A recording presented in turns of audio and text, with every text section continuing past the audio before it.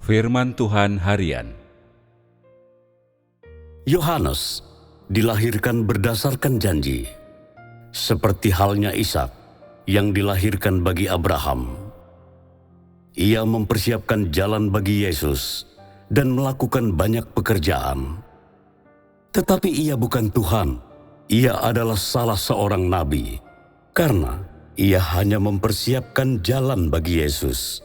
Pekerjaannya juga hebat, dan hanya setelah ia mempersiapkan jalan, Yesus pun secara resmi memulai pekerjaannya. Pada dasarnya, ia sekadar bekerja bagi Yesus, dan pekerjaan yang ia lakukan adalah melayani pekerjaan Yesus. Setelah ia selesai mempersiapkan jalan, Yesus pun memulai pekerjaannya. Pekerjaan yang lebih baru, lebih konkret, dan lebih terperinci.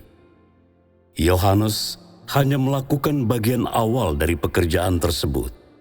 Bagian yang lebih besar dari pekerjaan baru tersebut dikerjakan oleh Yesus. Yohanes pun melakukan pekerjaan baru, tetapi ia bukan orang yang mengantarkan zaman baru. Yohanes lahir sesuai yang dijanjikan, dan namanya diberikan oleh malaikat. Pada waktu itu, orang ingin menamainya mengikut nama ayahnya, Zakaria. Tetapi ibunya berkata, anak ini tidak dapat dipanggil dengan nama itu. Ia harus dinamai Yohanes. Ini semua atas perintah Roh Kudus. Yesus pun dinamai atas perintah Roh Kudus. Dan ia dilahirkan dari Roh Kudus. Dan ia dijanjikan oleh Roh Kudus. Yesus adalah Tuhan, Kristus, dan Anak Manusia. Namun, pekerjaan Yohanes juga besar. Mengapa ia tidak dipanggil Tuhan? Apakah tepatnya perbedaan antara pekerjaan yang Yesus lakukan dan pekerjaan yang Yohanes lakukan? Apakah satu-satunya alasan adalah bahwa Yohanes merupakan orang yang membuka jalan bagi Yesus? Ataukah karena hal itu telah ditetapkan sebelumnya oleh Tuhan? Walaupun Yohanes juga berseru, "Bertobatlah engkau, karena kerajaan surga sudah dekat." Dan ia juga memberitakan Injil kerajaan surga. Pekerjaan itu tidak berkembang lebih jauh lagi, dan hanya merupakan sebuah awal. Sebaliknya, Yesus bukan hanya memulai zaman yang baru, juga mengakhiri zaman yang lama, tetapi ia juga menggenapi hukum perjanjian lama. Pekerjaan yang ia lakukan lebih besar dari pekerjaan Yohanes.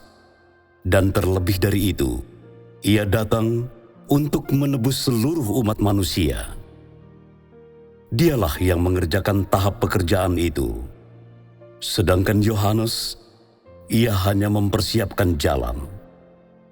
Meskipun pekerjaannya hebat, perkataannya banyak, dan murid yang menjadi pengikutnya banyak, pekerjaan yang dilakukannya tidak lebih dari mengantarkan sebuah awal baru kepada manusia. Manusia tidak pernah menerima dari dirinya kehidupan, jalan, ataupun kebenaran yang lebih mendalam. Dan manusia juga tidak pernah memperoleh pemahaman tentang kehendak Tuhan melalui dirinya.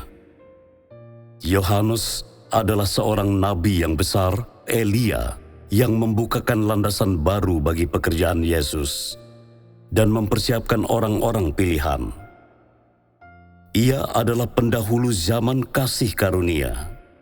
Perkara semacam ini tidak dapat dipahami hanya dengan mengamati penampilan manusia normal mereka. Ini lebih dari itu, karena Yohanes juga melakukan pekerjaan yang cukup besar, dan terlebih lagi yang dijanjikan oleh Roh Kudus, dan pekerjaannya itu ditopang oleh Roh Kudus.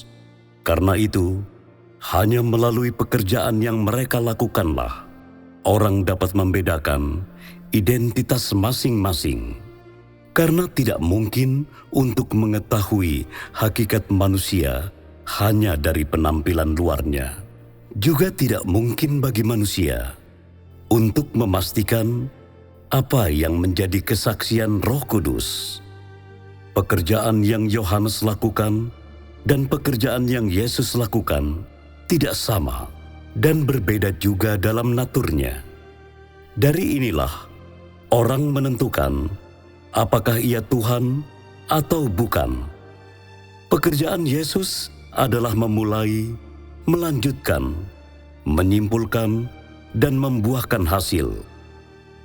Ia melakukan setiap langkah ini, sedangkan pekerjaan Yohanes tidak lebih dari menciptakan sebuah awal.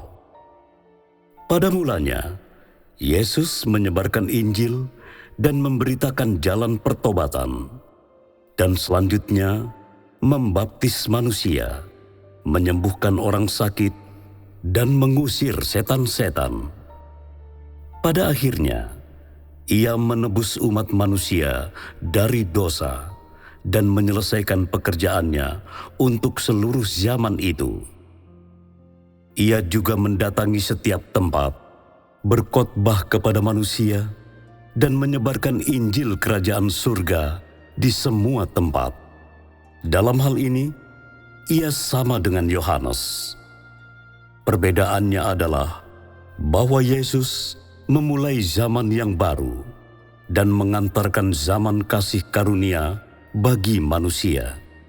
Dari mulutnya keluar firman tentang apa yang seharusnya manusia lakukan dan cara yang seharusnya manusia ikuti di zaman kasih karunia. Dan pada akhirnya, ia menyelesaikan pekerjaan penebusan. Yohanes tidak pernah dapat melakukan pekerjaan ini.